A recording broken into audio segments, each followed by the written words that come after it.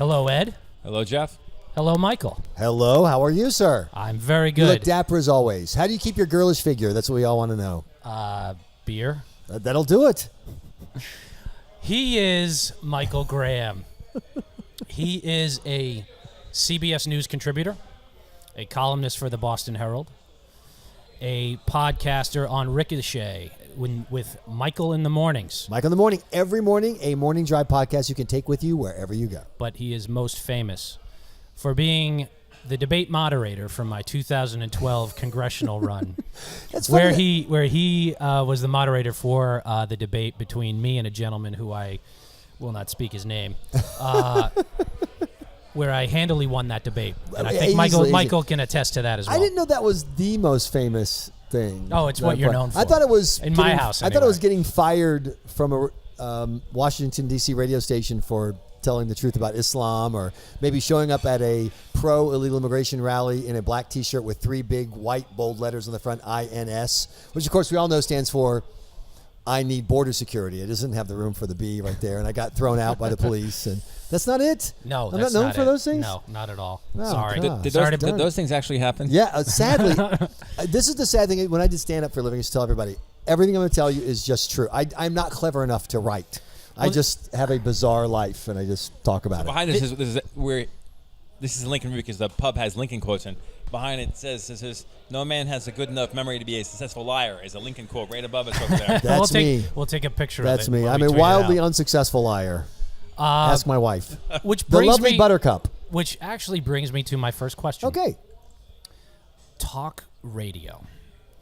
The landscape of talk radio. Now, you are a talk radio veteran. I'm a recovering talk radio host. I actually got out of talk radio because of Donald Trump. I left. I bailed. I hit the silks. Good for you. I walked away from a contract because I could not keep doing talk radio in an environment where the listeners demanded that you support Donald Trump. That's actually, well, you answered my first question, essentially, what it was like last year in that environment. Well, let's jump in the Wayback Machine. Woo! So, very, very briefly, for people who don't know, so I fell into talk radio by accident. I was running political campaigns down south, and someone asked me to do some fill-in work, and then they offered me a job, and I kind of fell into it. And I discovered that I loved it. It was like the perfect job for me because out of college, I spent 6 years doing stand-up comedy for a living, and then I spent 6 years running Republican political campaigns for a living, which, by the way, I will tell you, the Republicans were far funnier than anything I did doing stand-up, absolutely.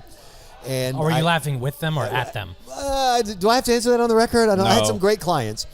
And so I end up in talk radio and end up in Boston. And I'm at this fantastic FM talk station. I believe at its peak, it was the best talk station in America. And I'm not saying that because of me. I'm saying that because of the whole collection of people. Jay Severin, was Jim Browdy, Marjorie Egan. Okay. It was just a great, a mix of takes and mix of styles. You could leave it on all day and not get bored, as opposed to the typical talk station where you turn it on in the morning and it was whatever, Obama sucks, and then you listen to 14 hours of Obama sucks, and then at the end Obama sucks. So it was a great station, and because of a bunch of things, including the political pressure here in Boston, the management, the ownership of the station decided to get out of the talk radio business. All right, I didn't know that aspect of it. Yeah, that was part of it. So here's what happened. So Beacon Hill was pressuring? So Rush Limbaugh goes on the air and he starts this rant about the girl with the birth control, the college student. Remember this? Oh, yeah. They wanted free birth control. Yeah, the slut thing. Yeah. And talk radio across the country lost about 50% of its national revenue almost overnight. Wow. And radio buyers have something called a no-buy list, because advertisers, American Express or whoever, they don't want to be, they don't want to get complaints. Yeah. So everybody, thank you, Rush. And I say this it's a double-edged sword. Rush invented the industry in which I worked. I was a huge Rush fan when he's, back in the day, and I learned a lot, and I've met him and whatever. But he also killed my industry because he, took talk radio in a direction where there was no future. It was a cul-de-sac. It was a cul-de-sac. Well, not just economically, it also drove away listeners. And so we went from a point in the 90s, early 2000s, where you'd be at like a barbecue, cocktail party, whatever, and people would say, "Hey, did you hear what Rush said?" And these weren't like what you think of as typical talk radio listeners. This was, to use the radio language. His first book was actually the first book I ever asked my parents to buy. So the demo, A young 12-year-old boy. in broadcasting, the demo is 25 to 54-year-old people. Right. And so people in the demo were listening to talk radio, and you'd hit buttons, and they'd listen to some tunage, and then they'd listen to some talk, and it was all a mix. Well, that was the beginning of talk being driven off of people's radio dashboard, and fewer people, 25, 54, were listening. More people, older, were listening, and so that plus the pressure, this great station decided to get out of the talk radio business. And they switched the format to hip-hop music. You went from conservative talk radio to Jay-Z overnight. And alas, my audition as Rap Master G-Money did not go as well as I had hoped, and so I was out of a job. And so then I started my own thing called the New England Talk Network, where it was on a bunch of AM stations, and it was on as a podcast. And the podcast worked tremendously well, and so talk radio lured me back in, and I ended up down in Georgia. Now, I'm from the South originally. I grew up in rural South Carolina, a little town called Peelian, no one's ever heard of. It was the, here's what you need to know about it. It was the precinct outside of Louisiana that David Duke did the best in, percentage-wise, when he ran for president in 1992. That's where I grew up. I spent my formative years running from large, hairy people named Bubba, many of them women. And so going back down south was not that big of a deal. So Trump announced he's going to run, and the first thing I say is, lots of things are possible. I'm telling you, there is no way Donald Trump is ever going to be president of the United States. Well, yeah, I said that on TV, and it was a similar situation. It was unfathomable to me, and then well, I'll get in. And so I was the wrongest person ever. But what became clear to me, we had the Super Tuesday. I'm in Georgia, Super Tuesday State. The district I lived in was Tom Price's district, which narrowly went for Trump in the general, went for Marco Rubio in the primary. Really? And so that was where I lived, but my audience, all Trump. Right. And they demanded, you must support Trump. And I couldn't navigate, I couldn't find a nuance, angle of, because I'm not, I tell people all the time, I'm not just, like knee-jerk anti-Trump. I'm kind of Trump curious. Yeah. It's not the way I trend, but buy me a few drinks, But put your hand on my knee. Who knows? What'll happen? Well, then but you that get wasn't thrown good into enough. but yeah, no, it's I may grab you by the microphone in a little while. Okay. You get stuck with principles. Have you heard this? I don't know. Yeah, whatever. But anyway, so it wasn't going to work, and so another opportunity came to get out and do some multimedia work for a large media company, and so I took it. And I left. I was not. I had a contract, whatever. I chose to get out because I knew I was going to be disserving my audience. Right. I also believed, and the data subsequently confirmed this, that the audience that I was trying to serve was disappearing. That people who are open to a broader conversation were simply abandoning talk radio. And so if you look at the numbers for talk radio, what you find is older and whiter every year, every book. Older, but that's and the whiter. entire conservative. That's the entire conservative movement right now. I mean, you can make that case, but I don't have the data on that. But I have the data. I on do. talk I'm going to radio. check something on technical here. Keep talking though, Ed. You have a question Keep for talking? Michael? No, well, for my, I just want to check sure this. Dude, don't camera. tell me we're to in keep live. talking. This is, Look, no. I'm going to tell Ed to ask you his here's the question bad because you news. answered my question. You need to know this about me, and if you listen to my podcast, you'll find this out quickly. You don't need anybody else. You just have to hand me an open mic, and that'll pretty much handle everything. We're good. So Ed, you got a question for me? So I think that's fascinating, the fact that you don't think that there's any room in the Conservative media. conservative media for a non-Trump Right. host. I mean, are you On you the go on the right. on the right? Yeah. So I mean, have you read what Charlie Sykes has been writing about the past Yeah, year? sure. So do you know him, by the way? I've interviewed him several times. I know him professionally over the interwebs, whatever. But notice where Charlie Sykes ended up. Government radio. Huh. Because the commercial market will not sustain non-Trump conservative media. But so yes, So I that's think where we are. I'm agreeing with you. Yeah. And I do think that it matters what the commercial market is. Of course, But absolutely. what Charlie Sykes says, he's also written passionately about, well, how did we get to this point? He's written a lot about saying that what did we tolerate in the conservative movement that ended up creating this situation that you're all in right now, and what might we have done differently to be authentic Republicans and conservatives, but not have created the mess that we're in. So he's Ed, been- what do you he- think? What? What do you think the answer to that is? I think he's right. I mean, he even wrote in the New York Times this long piece. Even my liberal friends saw it. And what he's saying is we sort of got used to being unglued from certain demographics, certain sources of information, certain cultural trends. We ended up hating the 21st century. We ended up being too inwardly reflective about ourselves. We stopped doing outreach. We stopped fact-checking everything. And we created a situation where someone like Trump could do well, and then now they've sort of created the monster, we can't go back to where we were. So what's your take on all that? I think that's completely wrong. And this is why I disagree with Charlie Sykes. And I disagree with a lot of my friends on the right. And I have a lot of friends at the Weekly Standard and Bill Kristol, and we've discussed this and debated this. I blame the establishment GOP. For years, these people, and you can call them Trumpies, you can call them rural white voters, you can call them whatever. There's this group of Americans who were watching TV and watching cable, and they were hearing things that they knew were crap. The best example I can give, because I think it's the most telling, is Hillary Clinton looking in a camera and saying, Muslims have nothing whatsoever to do with terrorism. Now, Donald Trump has said a lot of crazy things. He has never said anything as crazy as Muslims have nothing whatsoever to do with terrorism. Well, he said the Muslims celebrated in New Jersey after 9/11. He was totally wrong. Is that as crazy for you? That's crazy. I have 20 more things if you want. But that's not crazy. I mean, he has. Yes, it is. He has the wrong information. He read something on the internet. Michael, in case you didn't know, he's in the resistance. But I don't a little bit of TDS. TDS. I don't mind. But here's my point. The answer to the statement Muslims have nothing whatsoever to do with terrorism is not, we need to do something about them Muslims, kick them all out of the country. Blah, blah, blah. That's not the answer.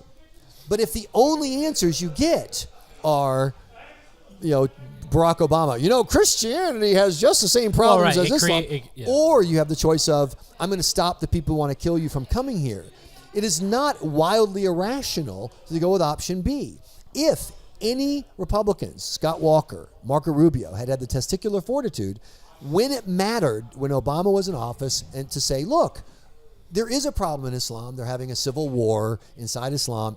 It washed up on our shores on 9/11, and I'm not going to say that there is no problem. I'm not going to say that all Muslims are the problem. I'm going to say what everyone knows, which is that there is a problem. And let me quickly. So take that model to immigration, to the impacts of globalization, where you have sane small government conservatives offering sane solutions.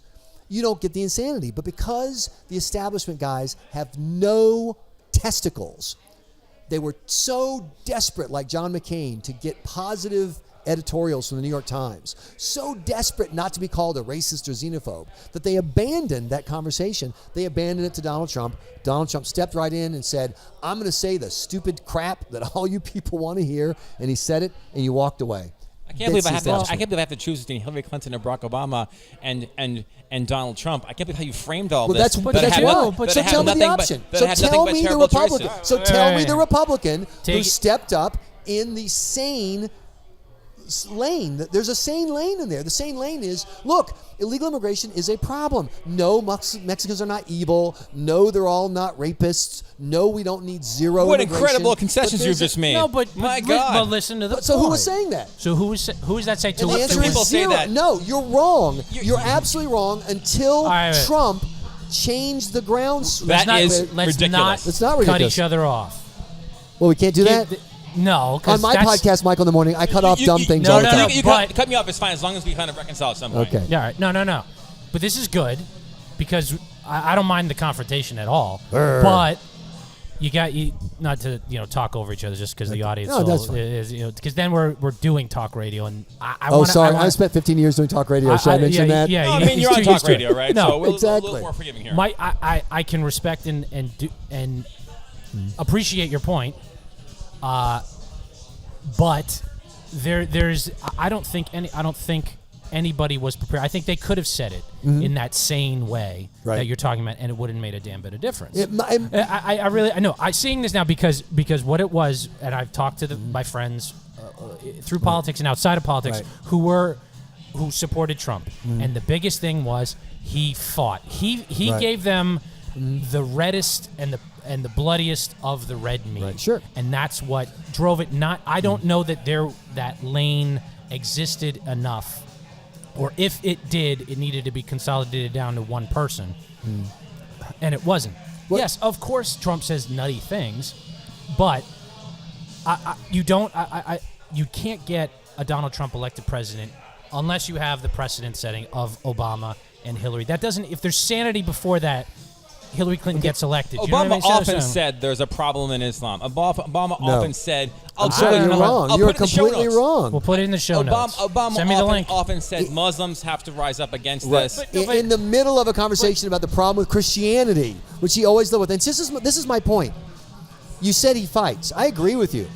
If somebody had fought for the same, for example, if Republicans had said in some point in 2010, 11, 12, 13, we're going to fight for E-Verify on immigration, and we're going to fight, in a straight-up way about the real state of Islam. We're not going to go totally nuts, Pamela Geller, blah, blah, blah. Yeah. But we're not going to echo the crap that you heard from W, which was most Islam has no problem whatsoever. That's a place you could have fought. No. And that fighter could have been rewarded with some of the Trump base. Because that is what I heard. That's what definitely I can remember during the presidential campaign. Radical Islamic terror, in quotes. It needed to be said in that order. In 2016. Exactly that way. Why was it said in 2016 and not in 2014, 2013, 2012, 2011? And when I say this is a guy who literally lost a job at a conservative talk station because I said that Islam has a problem that other major religions don't share, and CARE got me fired. I'm telling you, I've been in this fight. Same thing with immigration. I've been out front on the fact that the American character, we find it revolting that cheaters win.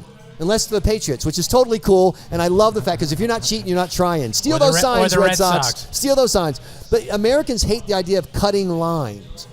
Wait, what line? Do you actually know anything about immigration system? I bet you know nothing about immigration system. Well, that's what possible. What lines?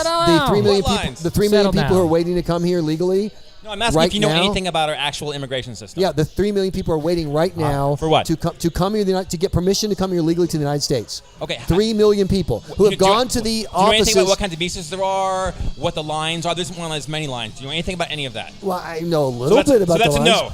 But I know some. Stay in no. frame for the video. But I know that people who jump the lines, whatever the lines are. What does jump the line mean? You mean come here illegally? Come here illegally, yeah, exactly. I'm not for that either. Right, but here's my point.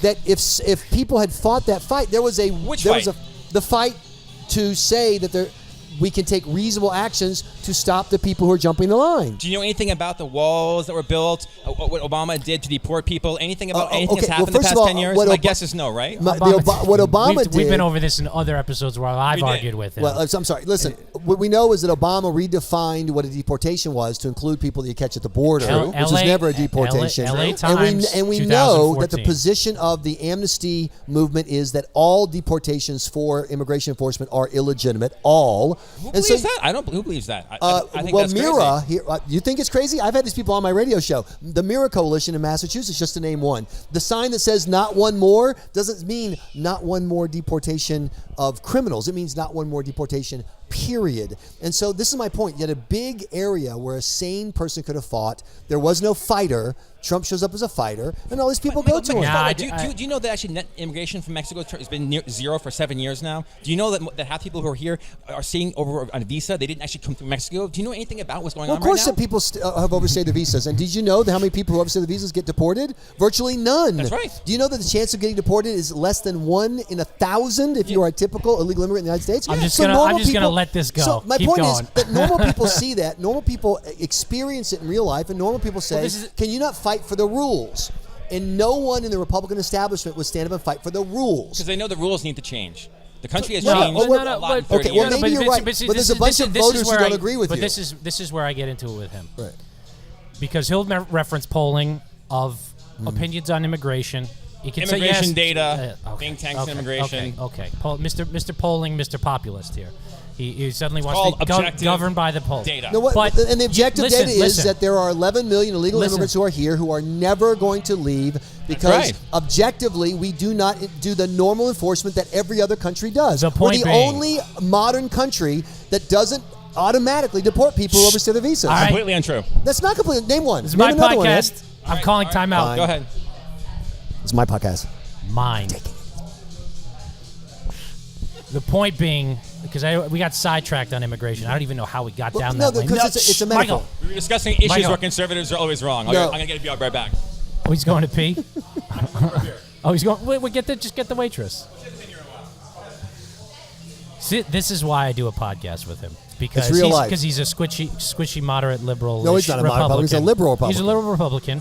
But you get in other words, it's an analogy for. But I think you're wrong, because I don't think no matter how far, pick any one of the other 16 candidates. Right. They weren't going to fill that void. No matter you could have hired somebody from Central Casting for the Republican fighter that wasn't to fill in that. Right. I don't know that it existed. Donald Trump had 100% name ID. He comes out and he says he comes down that escalator and he talks about illegal immigration in the terms of the reddest of the red meat. To get to my point, I'm glad you sat back down. To get to my point of that, the lived experience for the people that are in outside the coasts, they experience the effects of illegal immigration more dramatically than we do even here in Massachusetts. So it's more of their real lived experience. And also, you mean the border states? Border states for sure, but more rural places, more less urban places. But places where white-collar jobs are harder to find. Places where getting a job as a landscaper is a good gig. Whether it's real or not, and I don't think it's real. It is real. Well, we have the data. We have the data. No, time out. What I'm talking about being real is the fact that if they've lost a job and somebody has told them it's because of illegal immigration, when it's really automation, they don't. You know, they may not accept that as the answer. Sure. But the point being, for the folks who have been told the same line, it'll get better if we take back the House. It'll get better if we take back the Senate. Now we just need the White House. And for over and over again, the same guys up there, that were up there, the 16 guys and one woman who told them at the same time over and over and over again, it always fell short. Finally, there was the guy who they know from the National Enquirer, who they know from The Apprentice. Right. He stands up there. He has the image, and he gets up there, and he just cuts through all the bull, and he gets right to it. I don't know that lane that existed you're talking about. And the funny thing is, the people that listen to talk radio, and I have personal friends. One of my best friends is a big Trump supporter, and he comes after me and he goes, "Oh, he sends me the link," and I'm going, "Oh, what did Rush say today? All right, what did Hannity say today?" Because the landscape has changed, where they need that constant bias to indulge themselves and wash themselves almost. I guess a funnel of the Kool-Aid, the funnel of the Kool-Aid coming right from there, because the logic doesn't hold true.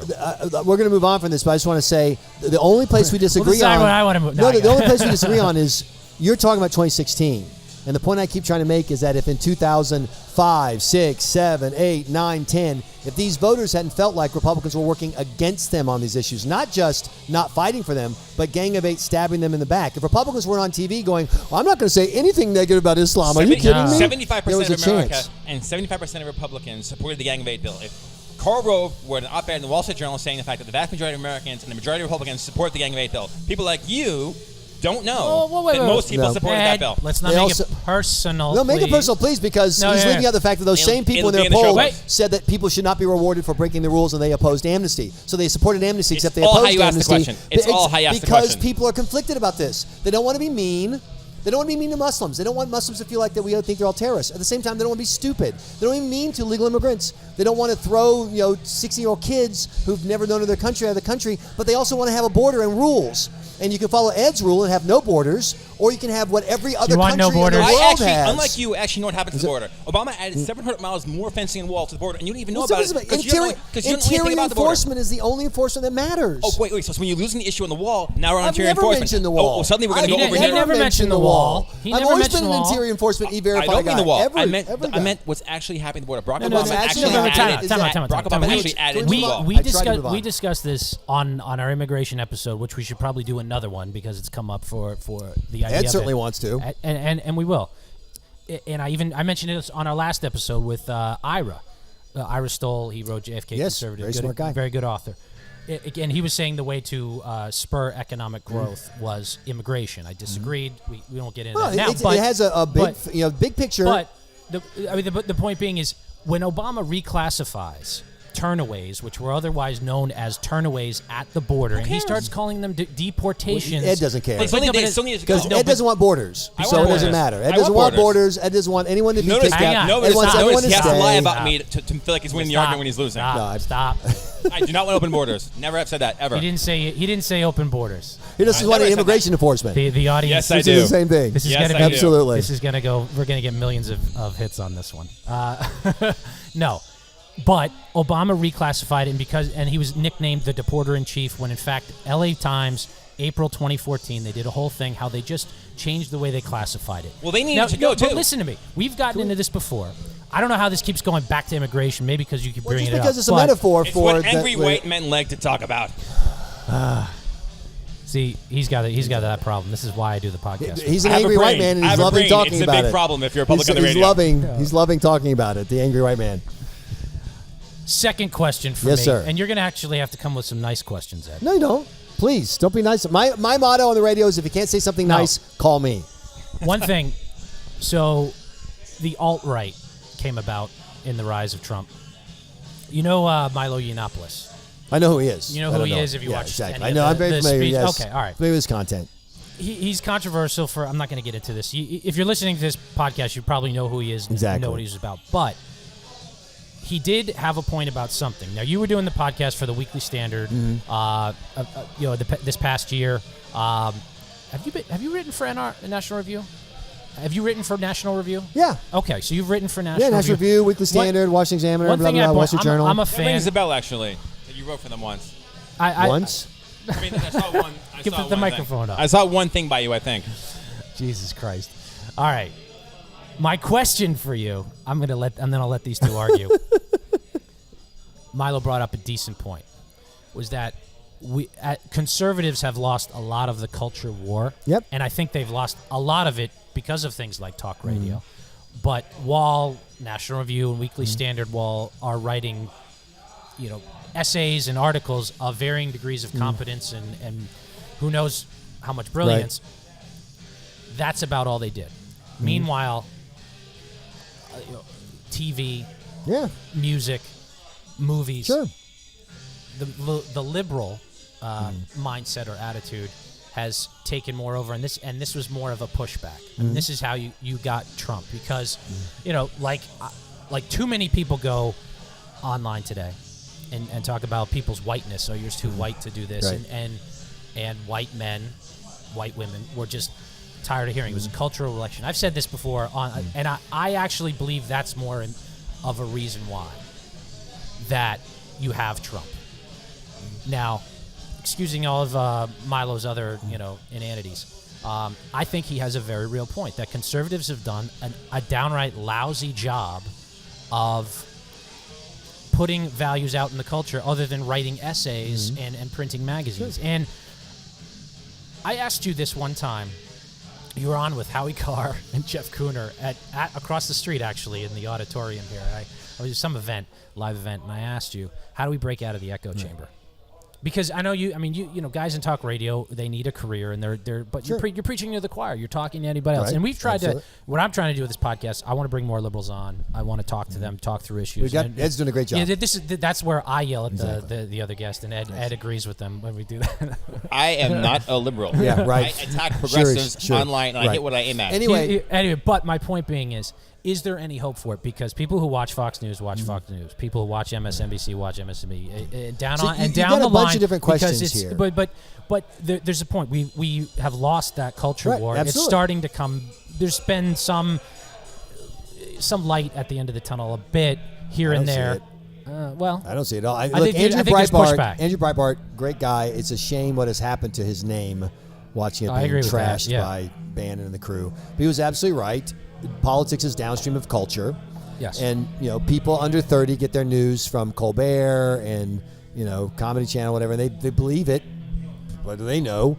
And they're not going to ever read a magazine article of any kind. They're not going to read a newspaper article of any kind. And so once you abandon popular culture, you're abandoning an entire generation of people. Is there any recovery? I don't see it, because I can't see a conservative commitment to, I did stand-up comedy. I've been accused, when I'm not looking, of being allegedly humorous. And I have meetings with the executive. I don't know where they get it from. No. But so I've had these meetings with these big media companies and people who back them, whatever, and I always say, look at how few resources it would take to do something that's designed to be entertaining first. And this is my message to everybody.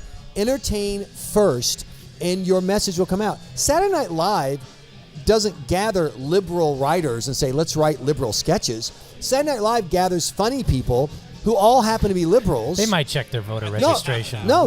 They're funny people who happen to be liberals because they know each other, and they write, and their sensibilities come out of their material.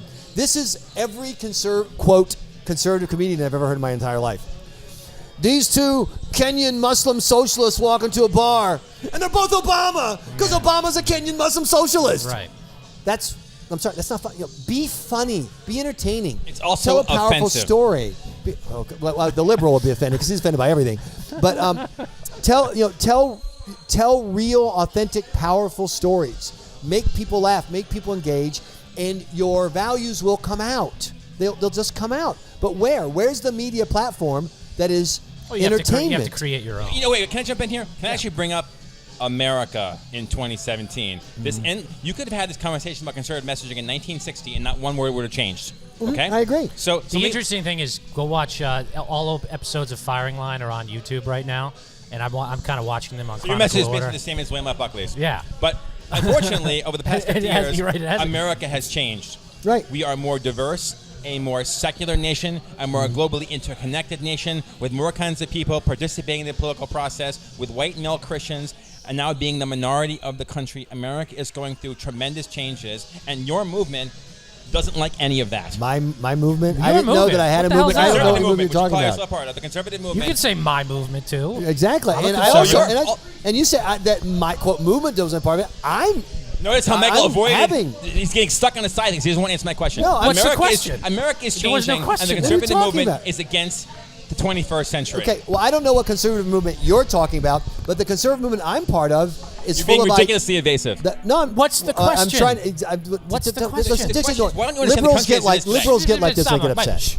What's the question? The question is, can people on the right acknowledge that America has changed dramatically in the past 50 years, and will people on the right adjust politics, policies, and messaging to deal with a different kind of I'll country? answer that first. First, you don't change policies.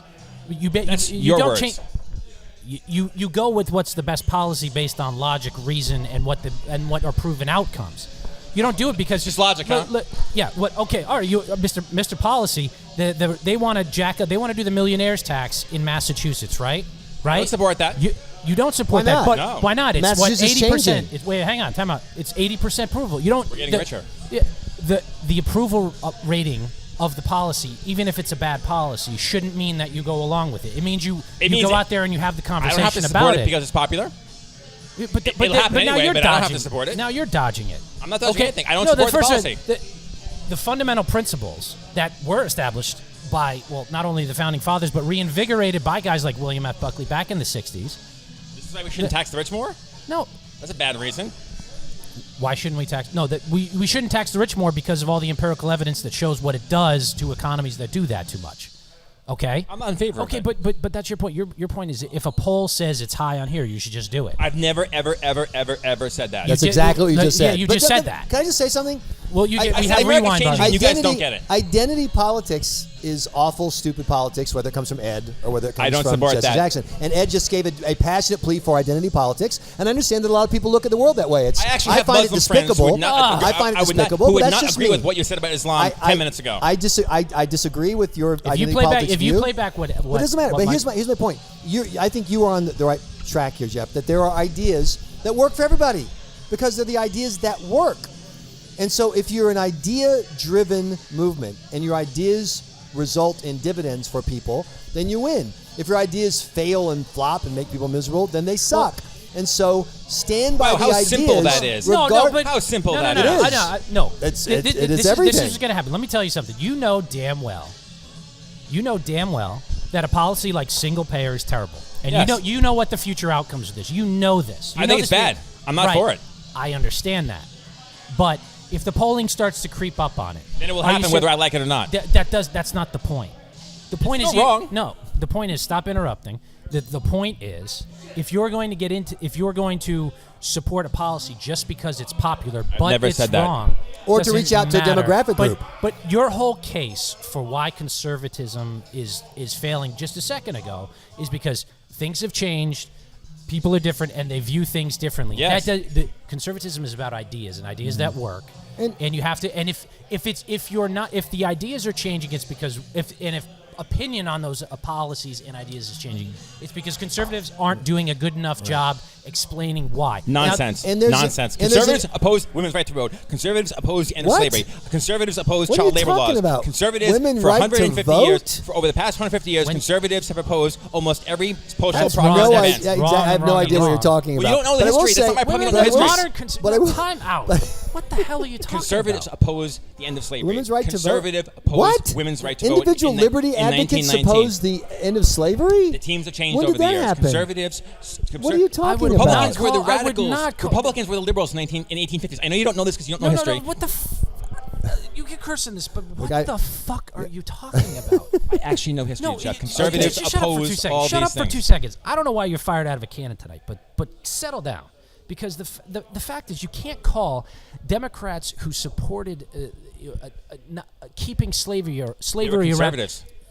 They weren't Republicans. They were If no, you're- they if were you big are- government you advocates, and they love big social You are programs. Conservative too. Republicans aren't the same you are thing. expanding the definition of conservative to But- an absurd level. I'll send you on some this. links, Jeff. I don't give a shit what links you send it. That's don't have to read them. ridiculous. You can put them next That to the is Rush Limbaugh ridiculous. They were links that you conservative did. Democrats, Jeff. Okay. That is They were ridiculous. conservative Democrats. There are you are jumping around for 150 years, and you're saying that actually modern studied this conservative- time period. Good. I'm glad you studied it. It still defies logic. It And still defies logic. you Doesn't may want matter to what. read your Burke when you get a few seconds. I know more But, about Burke than you do. Okay, great. Well, obviously you don't because you just linked Burke to slavery. So anyway, I didn't do that. You did. You just No, lied about that. I never Lordy, said Luke. Burke. Burke was You're long going off the before rails. slavery. Stop Burke it. was long before slavery. No, Stop you're it. you're Stop it. completely wrong. You're- No, But Michael, anyway, it you're doesn't wrong. matter. Look, time out. Time the out. So why don't you take What- control of the podcast again, I'm Jeff? gonna take control. Let's This go is- to another question. This will either go down in as a steaming dumpster fire. I prefer train wreck. Maybe. I prefer train wreck. Ed. So I several think that there's things. room. I think there's room for idea politics still, in the era of identity politics, and I'm as depressed as I get sometimes by watching what's going on right now, and Trump versus Hillary, which was like the worst. I mean, it's. I agree. The Trump versus Hillary was an election between. It was a math. Wait, mark this. It was at minute 35 or something like this. It was- Ed and Michael agree. It was terrible. It was the only both parties put forth the only candidate who would lose to the other one. It was like watching Harry Reid versus Sharon Angle. Both parties put forth the worst possible person, and the voters suffered. I view it just like that.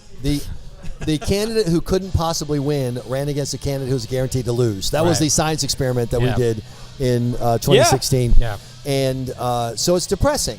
But I remember this, that there was a time in the 1950s and 60s where you couldn't be a conservative in public because there was no room for you. That's one reason why William F. Buckley was William F. Buckley. You see, literally pried space open for conservative ideas. The ideas that actually worked. And for the record, Mm-hmm. I think that you can mark them modern conservatism and maybe a few decades before of pre-Buckley conservatism as the end marks, as the bookends for what conservatism actually is. Keeping the status quo for your examples, I do not qualify. It really is a conservative movement that starts with Edmund Burke and goes to the present. It often involved many Democrats and not Republicans. The parties have changed teams over the years. It's not that parties simple. have changed teams, but anyway, skipping the really bad Schoolhouse Rock from your friend here, the fact is that there was a time in the 1960s and 70s when you had Republicans who supported things like wage and price controls, were pushing for détente with the Soviet Union, when you could have said, oh my God, conservatism is dead. And yet it didn't die. The ideas still worked, and they had the Reagan Revolution. Then at the end of the Reagan Revolution, you had Obama. And what was the front page of Newsweek? We're all socialists now. Conservatism is dead. And yet it has imagined to not die because the ideas continue to work. Individual liberty, free markets, free exchange of ideas, they work. And there is no substitute for them. And so Sure I say there are stick bad with... substitutes. And so I say stick with the ideas. Are you arguing for the Well, he has been the entire time. But I'm saying that there are other. I mean, you have to choose those things. And so that's All why I think that the ideas can transcend even something as basic in the human instinct as tribal politics. I think Conservatism is very tribal, by the way, just so you know. Of course. We're all tribal, and it's terrible. It appeals to our baser instincts. But the short answer is you might not know how to take back the culture, which I don't either necessarily. Yeah. I didn't necessarily have a solution for that, but I wanted to get your take on it. Ed, I'm going to walk away and go get a beer. You're going to ask Michael a question, and you're going to try. No. What's that? A different topic? Mike, On a different topic? on whatever you Whatever want. you want. Whatever you want. Well, I'll switch to Absolutely. media. I'm going Since to- Michael has come back. You do want his opinion, genuine opinion. You after do? yelling at About it. a He media- You haven't does. gotten that till now. He I've been does. I've been holding it back He does. up until now. I'll be right Michael back. in the morning, michaelgraham.com. So, Michael, so you returned to Boston. Yes. So the media landscape hasn't really changed that much since you've left. What? I know. I can't even track who's on TV anymore. Like what Well. channels they're on, and there's a new channel, and the NBC affiliate is now a owner-operated NBC affiliate. And the old NBC's channel is an unaffiliated no, station. I'm sorry. And TKK's gone. Oh my gosh! I'll correct myself. The corporate ownership situation has changed. You're right. I do think that from the perspective of the average person, I don't think that the media landscape politically is different than it was. A few organizations have a tremendous amount of pull around Greater Boston, determining what gets talked about, what trickles down to other organizations. I think that's pretty much the same. Although you're more of an expert than I am, and I'll concede if you think that's not the case. So, since you returned to the Boston Herald, Yes, Ed. so I would never read the Boston Herald, even though I'm Republican and I share a lot of points of view with them, and I've written for the New Boston Post over the past 2 years, that I sort of think the Boston Herald is sort of out of touch with the changes in Boston, and all the new residents who've come in. They're kind of following the Howie Carr narrative about how to frame politics in Boston.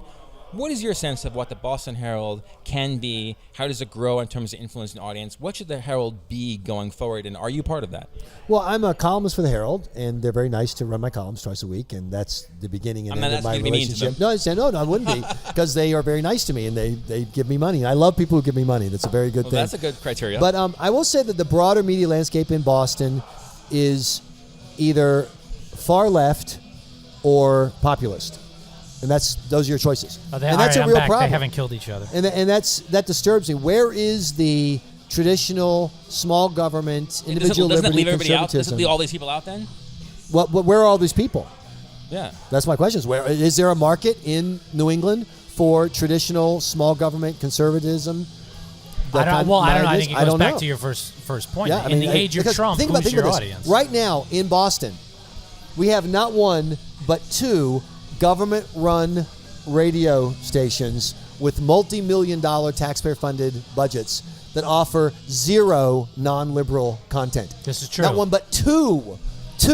Bringing liberal content to Boston is, the classic bringing sand to the ocean. It's bringing But chlamydia to strip club. I mean, this is not but people like it. necessary. But we had Dan. We had Dan Kennedy on here, and he brought up a real. He sat right here. Yeah, he sat right here in the pub. If you want, if you want to come to the bar and GBH sit with is us. right there, right? Right. GBH across the street. No, but he brought up a really interesting point that actually I didn't think of with regards to the New York Times. They know they have an audience. Right. They know who their target audience is, and they want to grow that audience. It's a good And I think demographic. They're wealthy. They have money to spend. No, and I think it's a good demo. couple of months ago there was an article in the Globe how the listenership of both of those stations, you would think that they cannibalized each other, Nope. but It's gone up. they both went up. Absolutely gone up. So they're They're they're succeeding. serving the market. That's why I'm asking the question. Is the- there a market for small government, traditional, individual liberty conservatism? So Tina McCormick thought there was. for the Right? New Boston Post. So the woman who started the New Boston Post thought there was, and saying that they thought the Herald was, I don't want to characterize them. I was sort of a general belief that there was room for a different conservative point of view than the Herald sort of culture, and there was room for both of them. And they've found a small audience. They've struggled. But how do you feel about them, about the Herald, and are they reaching those missing people, or are they not? That's the question. I mean, but Herald Radio, we'll get into it. Go ahead. I came back to New England for a lot of personal reasons mostly, but in part because I'm trying to create some space for the conversation that is going on elsewhere that involves conservatism without if you want to call it populism or whatever you want to call that, once again, the traditional small government, individual liberty, conservatism. I don't know that there's a market here. I'm totally experimenting. I'm doing this podcast. I got some other projects coming online soon, and we'll see if there is an audience for it. But the answer is I don't know.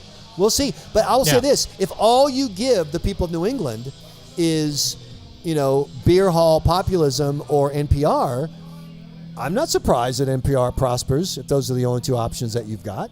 Well, if no one is even going to try. I mean, we've talked with the guy. We've been on, the GBH podcast, and it's and they're good guys over there. Oh, sure, they're good, but they don't know beyond their lens, so they don't know the thing. Here's my question: how do you get to a situation where Ben Shapiro, a podcaster, is going to be at Berkeley later this week, and there are going to be riots, and the riots have already been planned, and the people. How do you get to that? How do you get to the point where Charlie Baker goes to Tufts and gets booed off stage? Charlie the Squish Baker, who wears the table's title Squish proudly. We're fans of the governor. I'm too. He is as not liberal as you can be and be governor of Massachusetts. I'm not complaining. But how do you get to the point where he gets booed off the stage? The way you do is because incident. It's because how do you get to the point where you can't start conservative organizations on campuses around Massachusetts because the administration will fight against you to open them? There's also no buyers for it. Well, it could be there's no buyer, or it could be the case that because there's no oxygen, because there's no conversation. You're getting into two different issues here. One is the demand for the product, right? Which I think does exist. I think there's a market for it, but it has to be done correctly. So if I can, critique, something like Herald Radio, it's you're going to be talking about what's in the paper itself, what's on Fox News. The whole crew over there has kind of all designs on getting on national network TV to Is there any talk about Boston? Like when I mentioned to Michael a few questions ago, saying that America is changing and many conservatives don't seem to be reacting to, we have lots of new people who aren't white, who have different ideas, who might be receptive to the message, but you have to acknowledge they're there. Do you want another beer or scotch? I just got to ask a question. So, Jeff, do you talk about white people in your conversation about politics and government and ideas? We talk about it in the text of the election. Hey, what's the white theory on this? It's gotten worse. What's the white idea? No, it's gotten worse over time. I'm not having a conversation with anybody about white people. But your message only appeals to white people, and I think that matters. Really? You think that free markets, that conservatism is not about free markets, individual liberty, it's not? religious freedom.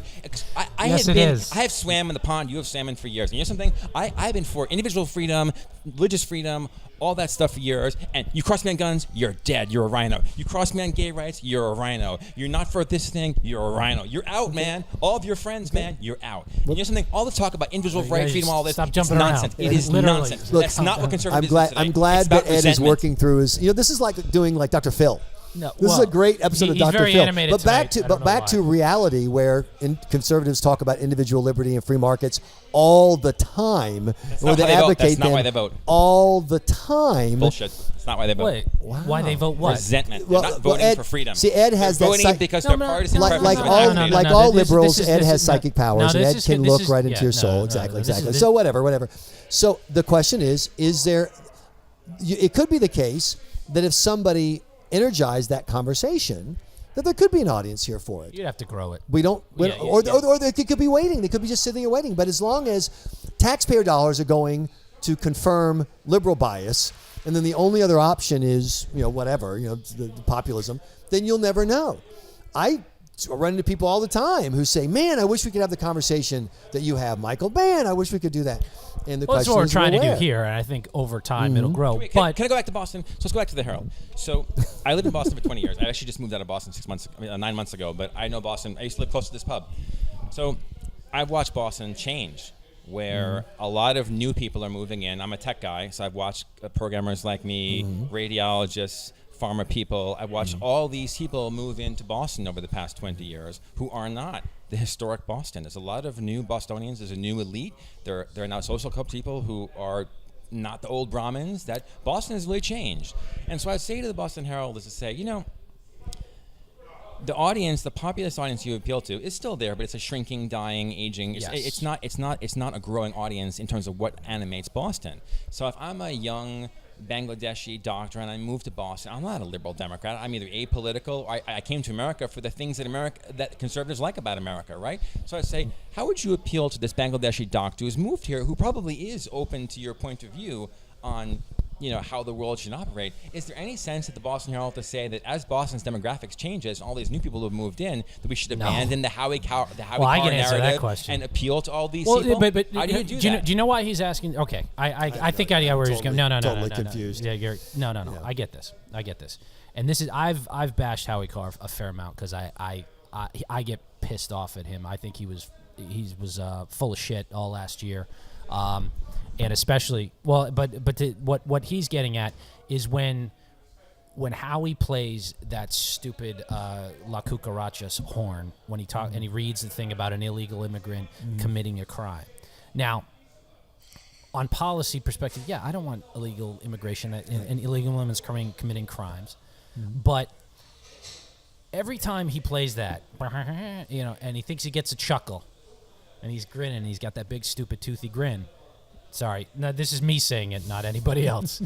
But that pisses me off because the people that hear that, maybe they're flipping through, they go, "Who the hell is this guy?" All right, that's what he's talking about. And to a good point, Ed's right because on that subject, now he wants to paint the broader brush, which I disagree with him on. That all conservatives are like that, but it's a very valid point. The stuff that Howie Carr, the crap. Where he thinks he's funny by making the ethnic joke. And he's an older guy and maybe he doesn't get it as much, but I don't care.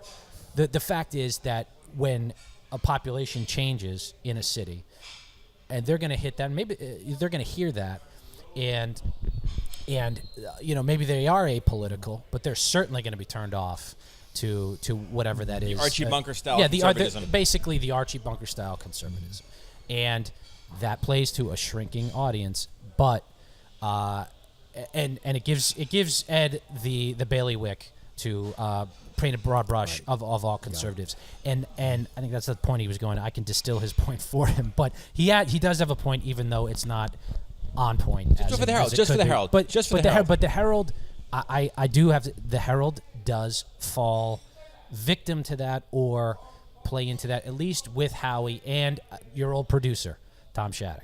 I met Tom. Tom's a good guy, but boy, oh boy, am I disagreeing with him more and more. He's very narrow. Yeah, he's got to like toe that line. Well, first of all, he's wildly flattered that you're talking about him. No, well, he greatly appreciates it. No, he does. He does. I like him. He's a nice guy, but Shattuck is Shattuck. Howie's Howie. I'm me. The Herald's very nice to me. Howie's been very nice to me, so we have personal relationships, and so I'm not going to come out here and trash somebody. No. Yeah, and I wouldn't expect you to. But what is your approach then? If you're you, then what's your approach? Well, how would you approach it? That could I do be the more same thing. constructive. I'm doing the same thing I was doing when I was on TKK, which is the natural truth that there's just stuff that's just true, and stop trying to talk around it and just talk about the truth. But you don't have to be a jerk about it. The problems that we face. I mean, playing La Cucaracha to talk about the fact that we have a problem with doing what every other country on the planet does when it comes to borders is just stupid. But I'll go back to something. America has changed. America is changing. The demographics that have rolled through, and yet we have the greatest number of governors for Republicans. I'm ready. What are you ready for? What are you ready for? It's just a fact. Just keep talking. It's just a fact that we have the greatest number of governors. I think I know where he's going with it. Since the 1920s, we have a record number of members of the state legislature since I forget the exact date, but in a long, long time, decades after decades. And so clearly, somehow, Republicans are getting people to vote for them without running around screaming, "Give me some white men! Where are the white men?" This is really happening because ideas work. The ideas that have the most value, that have the most impact on the real world, work. And so, I still believe, despite Ed's abandonment of it, I believe in being an idea movement. I think Sure. I think you can gather people around Sure. ideas. And the idea that a Pakistani is not going to agree with my ideas because he's Pakistani is idiotic. No, what the problem is? I guess too you much. don't Too know much. any. Too what? I guess is you don't know anyone. You know, if I Pakistan. knew Oh. Pakistanis, that would completely change my facts. That would. You're, Well, you know, why would- and I but- bet you but have a lot of black that's friends, right? Is that it, Ed? No. And you have a lot of gay friends, and you have a lot of left-handed mulatto friends. Is that the story, Ed? No, but- and Nobody all of a says sudden- mulatto and that's anymore. how It's we now ju- considered we don't say offensive. Just so mulatto? you know, no one says that That's what he anymore. picks up on. What's no. I'm sorry, I didn't realize that. He was your linguists. You said the word mulatto. Oh my gosh! and nobody Yeah, says I'm mulatto, sorry. I apparently. said he and she too. I I'm guess not that's wrong offended. as I'm well. just saying others Jure. will be. I'll say jure from now on. But you know that's the kind of juvenile argument that doesn't move anything anywhere. I have lots of black friends. I You know, never just a said sad- that. I'm sorry, lots of Pakistani friends. I'm sorry, I But said that's the I've idiotic worked argument. Doesn't alongside go. Pakistani Well, then Muslims, obviously and they, all and the they facts, changed my all view. the facts They that I've changed- laid out they are now changed my meaningless. views. They've changed my views. Because Your facts were of meaningless where- before I said that. Oh, okay, good. What? I agree with you, by the way, Ed. Here's the Facts have been facts. meaningless to you for this entire conversation. Here's the facts that we Tell have. me the part that- about Ed Burke Shh, not Michael, being around for quiet, slavery quiet, again. That was a quiet, good one. Michael. Quiet. The fact is that conservatives haven't showed up at all to even give them a message, even as a starting point. True. Yeah, as sure. a starting Mm-hmm. point to even show up to make the argument. Okay. When you do that, and somebody else goes into your place Mm-hmm. and says, "Well, hey, those other guys, they don't like you," you've automatically got a disadvantage. Mm-hmm. But it's on us, and this is a Republican podcast. Are you? What are you registered as? Are you independent? Are you not registered? Do we have you to know? register by party in Massachusetts? I'm from down south where no one registers Well, you by can party. unenroll. You can be unenrolled. No, but I registered. I ran Republican campaigns. I consider myself a Republican, but Can I But the tell- point is, we don't hang up. In order to make, Did anyone in at order this to table make vote the for Trump? case- No, exactly. I did not. So In order to make the case for conservative ideas, you actually have to go make the case. You have to get off your ass Yeah. and do that. And I think media and new media and part of the culture is all intertwined with that. I think we can all But agree. but that- the thing is, you Ed, you want to paint the broadest brush possible, and I've used that term 3 times, so I'll try not to do it. use it again. my brushes in are terms- broad. Can we all agree that La Cucaracha sound effects and calling college women sluts not a smart way to build your brand? But Can we exactly, agree with that? But exactly, and that is a detriment to it. And people course. love to point out the outlandish example Mm-hmm. and I actually label have it. Can I interject a cool story about Pakistan? Cool story, but all right, go right ahead. Why Pakistan? Please, I think we need to change the topic. About the last thing about why Pakistani Americans might be open to being Republicans. So I had my friend Zakir was here on a visa. He became a citizen later, and he was a friend of mine from Pakistan. He was Muslim. One of my first Muslim friends was an engineer I worked with. I learned a lot about Islam from him. He said, "Ed, I'm in America. I want to learn about politics." I'm like, "Oh, well, there's a lot to learn." And I'm always very nonpartisan with immigrants because I don't want to affect their views too much, at least not initially. And he goes, "Who are the red guys and who are the blue guys?" Right? And I'm like, I try to think from his point of view. He grew up in a rural village in Pakistan, but he came to America, loved America, thought, an interesting guy. And I said, well, the red guys are outside the cities. They believe in religion and tradition and family and the way things were. And then in the cities, they're the blue guys. They think we don't need God so much. They have more money. They believe in changing things more quickly. They're, in my opinion, a little bit more self-centered and all that. I said, and, they want to keep moving forward and they don't care so much about tradition. And Zakir looked at me and says, in Pakistan, we have blue guys too. And it was a funny moment. It was him sort of saying, like, I'm with the red guys in Pakistan. Like, I'm in America, but I'm kind of with the red guys. I believe in religion and tradition and all that. And the blue guys who live in Karachi, the cities in Pakistan, he's like, I'm not really with him. He goes, I just wanted to know how to think about American politics. I'm like, Zakir, I think you're on the right track here. He goes, I might be a red guy. I'm like, Zakir, I'm a Republican. If you want to talk to me more about that, I can. I said, but, get to know the country. And I thought, here's a guy who is in America. So, can I just my point is that he would be open to some of the ideas you mentioned because he came to America for the things that Michael believes in. How would are you noticing? This is the cognitive dissonance that Yes, I exactly. you just blew up everything you said in the previous hour. That's a true story. Yeah, but I know. But what you said to your Pakistani friend about who the blue guys are and who the red guys are, Yes. is the general landscape of American politics. Yes. True. Well, and I was Right, then- vague, but it's an approximation. But then why did you say everything left you out the just white guys. said? How did you do that without living in the white guys? well, but he's from the Pakistan. red guys are the white There are guys. no white guys in And so the Pakistan. white guys are the red guys. Square this circle for me. How can you explain to your friend exactly what you just explained, Yeah. and then go on and on about what you think are the realities of conservatism or republicanism in the same breath. Because if you were going to follow the logical track of what you two were arguing about for the past hour, it would have been that, okay, well, the blue guys think everybody are equal, and the red guys think only the people with white skin are better than or something along those lines, and they don't care about the other, but they don't care about the poor. Do you know what I'm saying? Like that's what you just described to your Pakistani friend is probably a good example I was trying of what. to explain how the two countries were similar. Okay. What I'm saying, but the point is that there are subgroups. You dismantled your own argument. No, from but the I meant- previous but I meant that Can I ask you a previous question, argument. Jeff? How would you describe the red guys and the blue guys? Good question. Well, you know what? Thank you. It would depend on. I would say the blue guys think that the government should be involved more and more and more in your life and tell you what to do.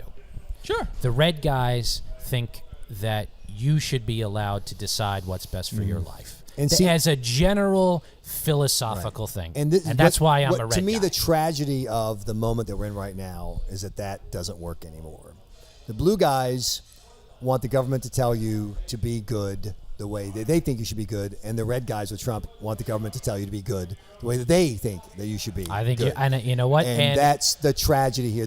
So where are the? yeah. Give me a neutral color because Purple. I was going to pick Purple. white just because it's neutral because there's no color. Purple But if I states, say man. white, Ed will Beige. attack me. But beige. No, that's even worse. And peach is bad, and flesh is bad. And There is no party left. The Republican Party has basically they're Democratic. The left has one group. It is all statism.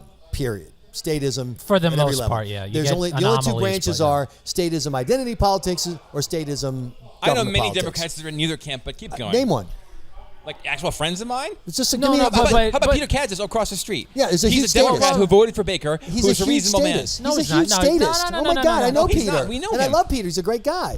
But he's a huge statist. He I- absolutely believes the government's job is to make people be good. No. No, Time the out, Republicans believe time that. out, Michael. Shh.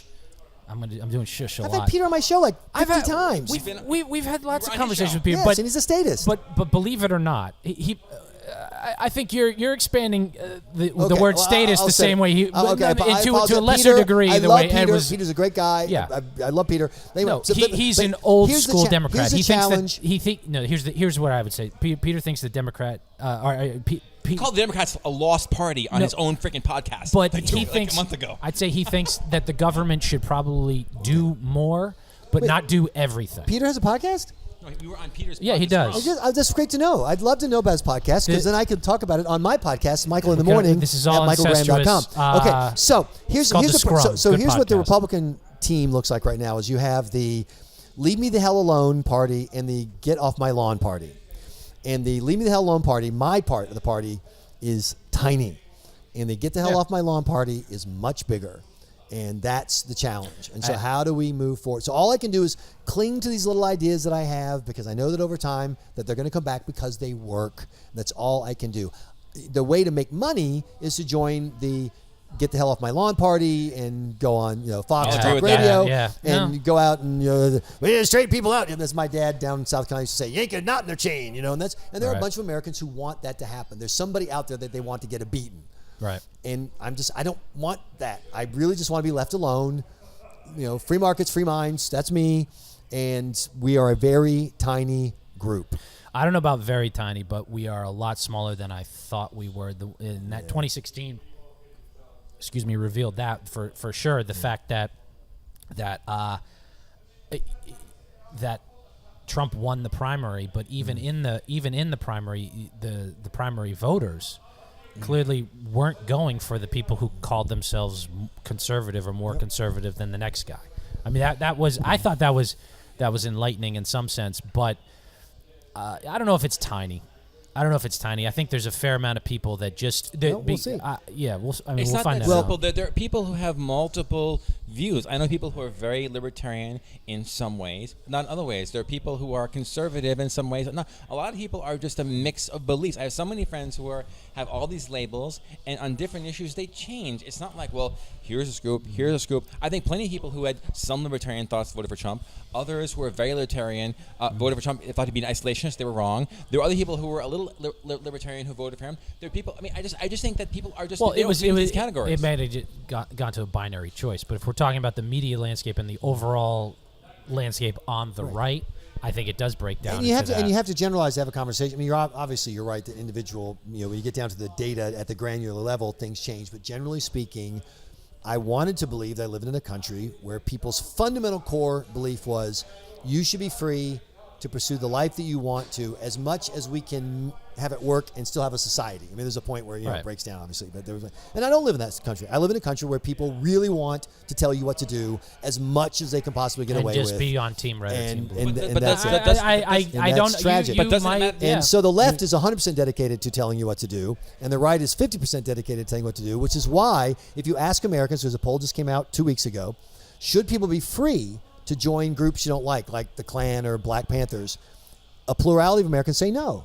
More Americans say no to the freedom to join an idiotic group than say, you're an idiot, but it's your country, it's your life, do what you want. Right. And that, I don't see the Trump movement turning that around. I certainly don't see Liz Warren and Bill and Bernie Sanders turning that around. I don't see the mainstream media turning that around. And so where are the allies of individual liberty and leave me the hell alone? We are a small band of rebels in this great empire. We don't have a Death Star. We don't even have a Wookiee. We are very much alone. And with people like Ed getting their back, it makes it even worse. Michael, isn't it? I mean, you're reducing our politics to these simplistic things. I'm an idea person. I'm an intellectual. I believe in ideas, which is why I've been a Republican for 40 years now. I just think that people don't vote on ideas. Endless research has shown people vote on emotions, tribal activism, their demographics. That the research the past few years has gotten more and more decisive. That I would love to think people vote on ideas. That'd be wonderful. I would love to think people voted on the economy. They've even discredited the idea people vote on the economy, which has actually scared me. I thought that was a good marker for years. And what people are voting for are these underlying characteristics that get activated by campaigns. You work on campaigns. You know how to activate people's emotions. Sure. You've been there. You know. Absolutely. I don't have to tell you about that. And the idea that we're just sort of going to broadcast ideas, I just think it's not what politics really is. I hate that, but it's not reality. Right. The reality, the conservative talk radio and conservative media is not really. I would love it if they're promoting, the free market, religious freedom, all these things. I would love that. But that's not really what they're doing. What they're doing is they're activating things in certain audiences. This will be the last point. But he does kind of have a point. No, he does. But what's tragic is I remember a day when that wasn't true. I remember a day when at the peak of talk radio, you had all kinds of conversations about ideas and ideals. And hosts were saying things like, "Look, I don't like burning the flag either. I think it's awful, but you need to make it, let people do it because it's part of this idea of freedom that's worthy of defending." And you had great ratings and great support. That moment existed, and that moment is gone. And I go back to my first premise. It's because the people who advocated the ideas I believe in, free markets, free minds, didn't do the job of fighting the difficult fights that energize, that touch those points. You didn't have to become a Trump wall building, anti-immigration, 1920s person. You could say, I see the problem. You're right. I don't agree with you that we're worried about the brown people coming over, but I do agree that it's not fair that a black kid graduates from high school in Boston and he wants to get a job as a construction guy, and he has to compete with people who are working under the table and are here illegally. That's just not fair. It's just not right. You can have those conversations if you'd had them, and they didn't. And because the reasonable arguments for free minds and free markets were abandoned when they got difficult, what you're left with was the embarrassing stupidity of Bernie Sanders and the embarrassing stupidity of Donald Trump. The podcast is Michael in the Morning. Thank you. Anything you want to know, you can find at michaelgraham.com. The network is CBS. Michael will be a contributor. I am on CBS all the time. The newspaper column is in the Boston Herald. And other tricks up my sleeve. And more to come. Our podcast. Thank you so much for having me on. Our podcast is the Lincoln Review. We remind you to subscribe to us, subscribe to Michael. Subscribe to the YouTube channel because we're on video now, and boy, oh boy, you're going to want to see this video. so much You're fun. into the body language. When is Ed going to take his hand up? So if you enjoyed the audio, check out the video. If you like the video, share it with your friends. Share it with your friends. Because I work in radio for a reason, folks. So I'm telling you. subscribe to us. Check it out, Michael. It was an interesting conversation. It was fascinating. An exciting conversation. Absolutely. We're really grateful that you came on. And Ed. I am Tom. He's Tom. He is Michael Graham. Oh, I'm Jeff yeah, Michael Simone. Graham. Good night, all. Have a great one. Good night.